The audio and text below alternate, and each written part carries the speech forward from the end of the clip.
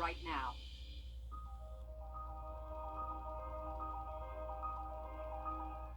Thanks for watching News 12 on your side.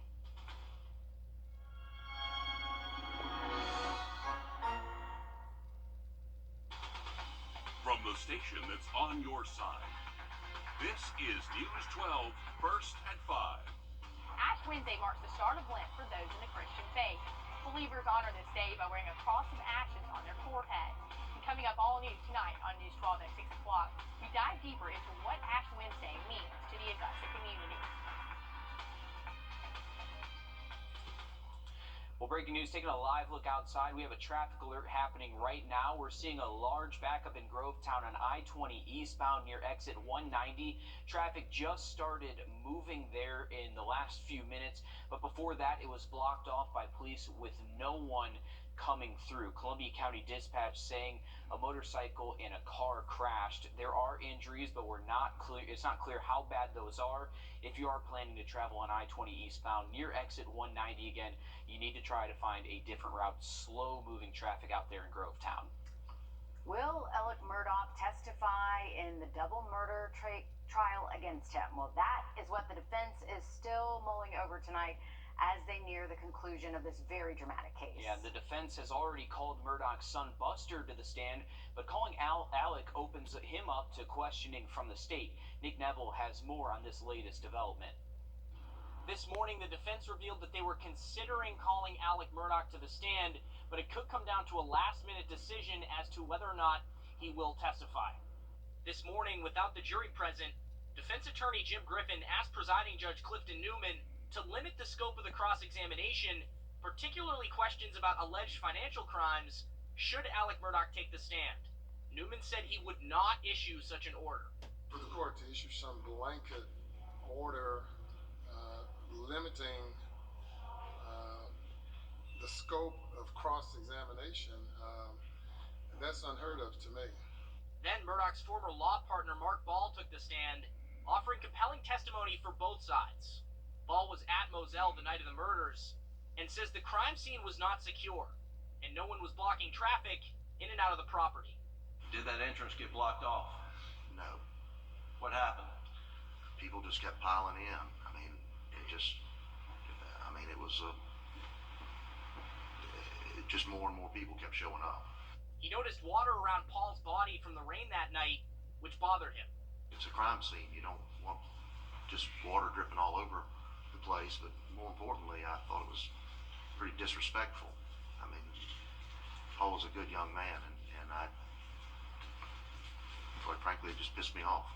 In a stunning moment while being questioned by Griffin about Murdaugh's relationship with his family, Ball, who has known the defendant for more than 30 years, said this. The person I thought I knew loved his family, or appeared to love his family very much. He'd take their calls, he'd do all of those things. After, September the 3rd, I'm not sure I know that person.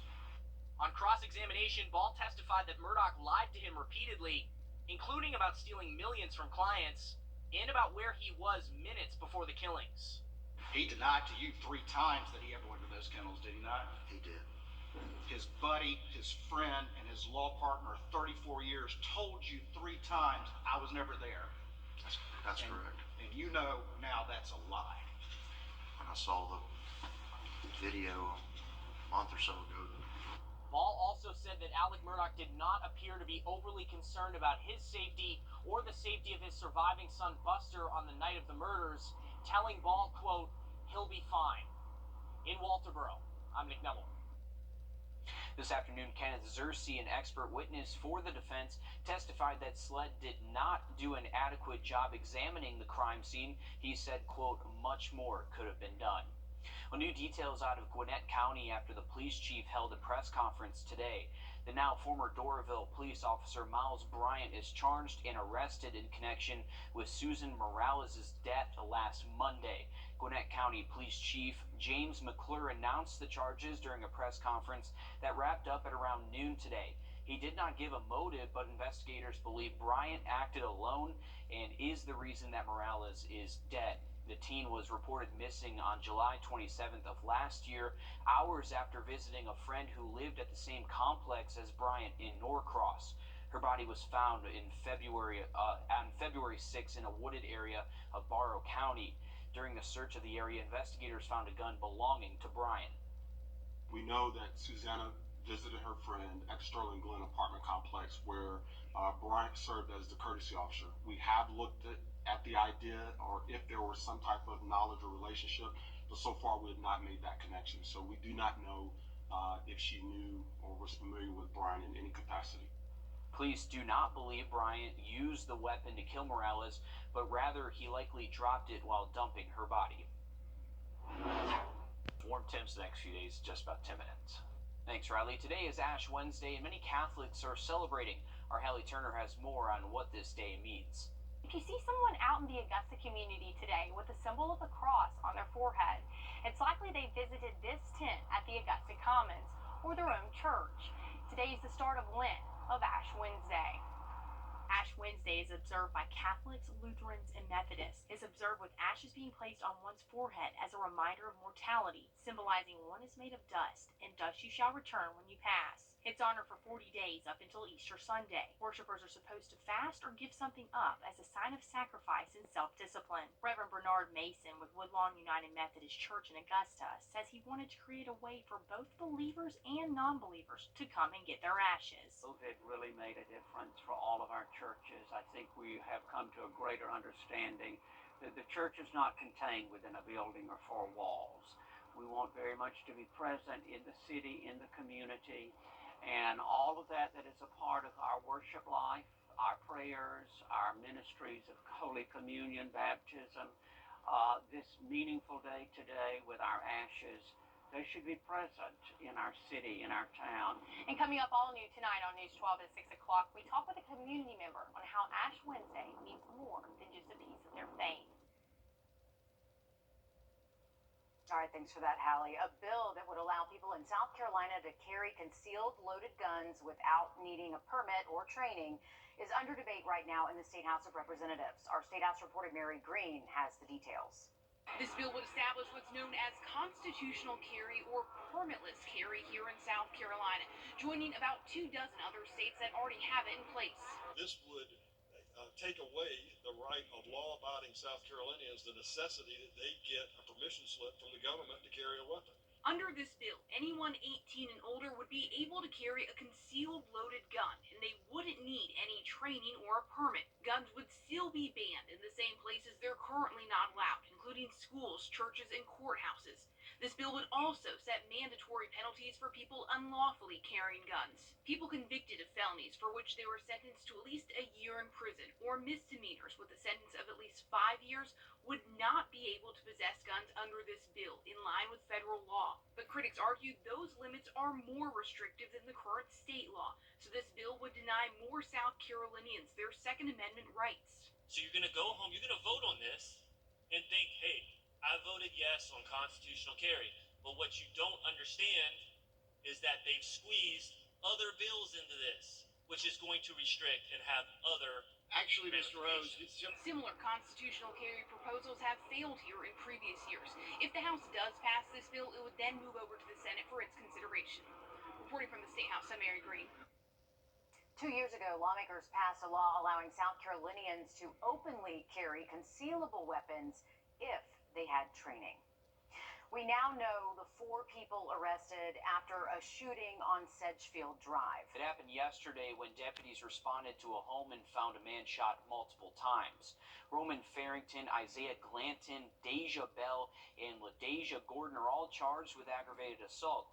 We're still working to find out the condition of the victim. We'll let you know when we have more information in that case. A lot of us eat bread in some shape, form, or fashion. My favorite. Yeah, mine too. I like it a little too much. Coming up, a closer look at the additives we're eating and if they could be linked to health-related issues. Riley?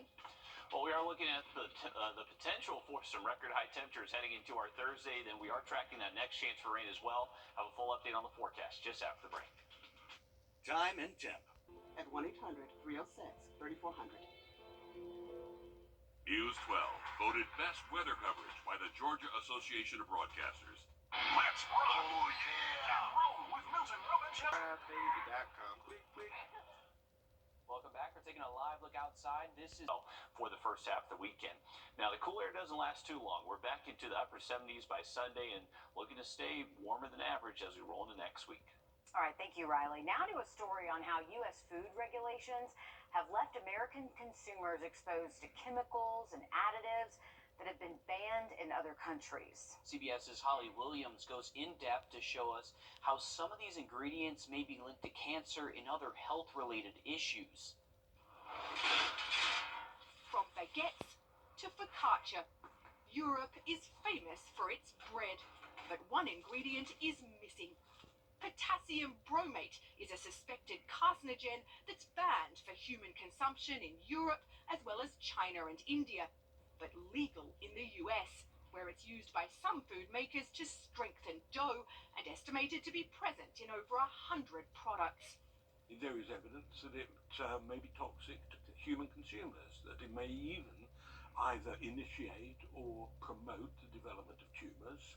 Professor Eric Millstone is an expert on food additives and told us European countries take a much more cautious approach to food safety. Can we say for sure that these differences in regulations mean that people in the US have developed cancers that they would not have developed if they'd been eating only in Europe? I think that is almost certainly the conclusion that we could reach. It's not just potassium bromate, but many other chemicals and substances that are banned here in Europe over health concerns, but considered safe by the FDA. Do you think most Americans are aware that they're being exposed to substances that are viewed as dangerous over here? They probably just think, well, if it's available and it's in the store, then it's probably fine. Stacey McNamara is from upstate New York, but has been living in London for 10 years. She told us raising children on this side of the Atlantic has opened her eyes to what's allowed in food in the US. She has no plans to ever move back home. And is food safety a part of that decision? For sure, yeah. How am I going to protect my children when it's just everywhere?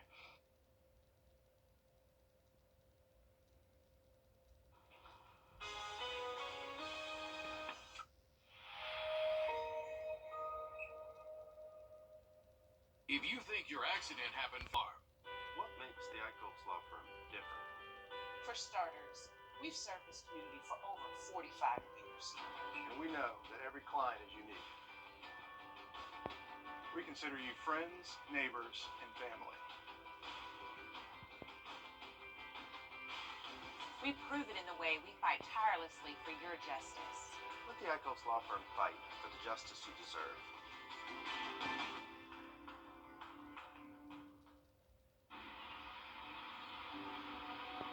That day, we made a promise.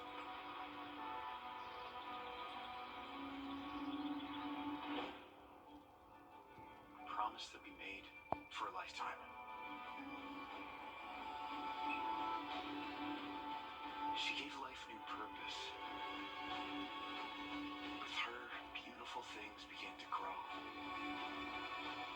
She knows how to keep the party going and is always up for the challenge. Her smile and her dance moves fuel me every day.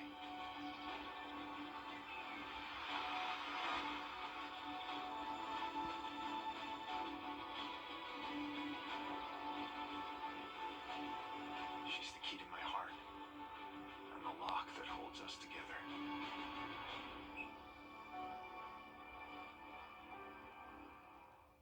The new year, most money possible.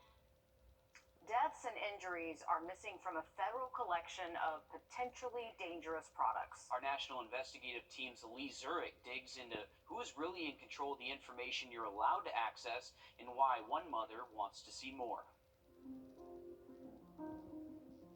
No one can say how many lives Danny Kaiser has saved. It's impossible to calculate.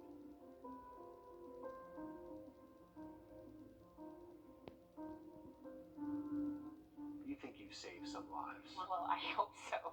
I mean, if we we haven't saved lives, then transparency and information doesn't matter at all. Danny was just 17 months old when his mother, Linda Ginzel, dropped him off at a state-licensed daycare. That day, Danny woke up from his nap in a portable crib. He grabbed the sides and began rocking it, causing those sides to collapse, trapping him. He went to the hospital but couldn't be saved. Danny's family and the daycare had no idea the federal government recalled that crib years earlier.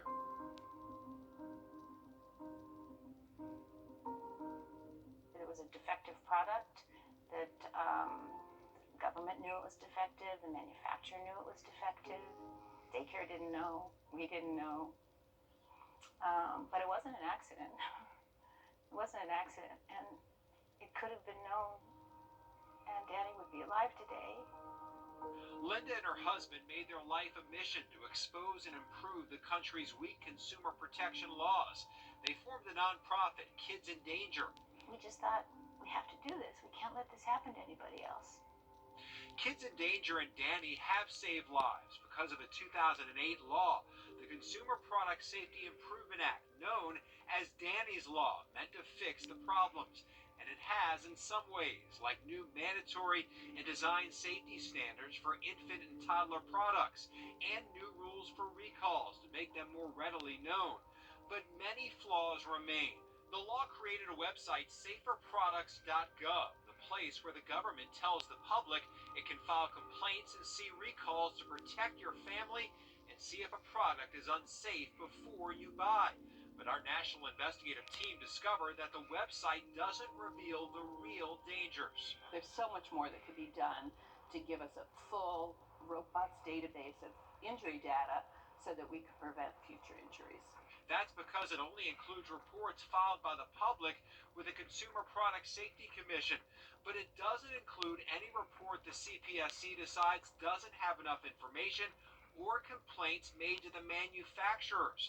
To give you an idea of what's left out of the public database, we analyzed the saferproducts.gov website for information on 429 recalled products, products that had issues where consumers have died or have been injured. Through official recall notices, we know the federal government has linked those 429 products to 62 deaths. But a consumer searching this website would only be notified of 13 of those deaths. It shouldn't be up to the businesses to tell us what we need to know about their unsafe products. Linda Ginzel knows their push for more transparency has made a difference and saved lives because consumers have more information than they would have 15 years ago. She wants to see even more. It's something.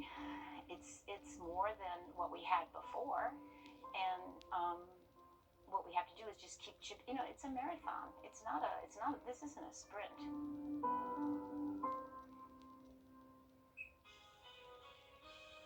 Come on into Davis Appliance and Furniture, where you can find the best deals in town. It's tax time, so when that refund comes in, it's the perfect time to get the furniture you've always wanted. For the brands you trust at the lowest prices, visit us at Davis Appliance and Furniture. Visit your local Honda dealer where new vehicles are arriving daily. Buy online or reserve from select Honda dealers.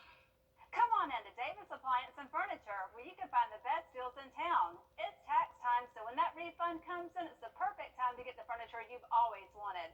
For the brands you trust at the lowest prices, visit us at Davis Appliance and Furniture. Welcome back, folks. Another quick look at the three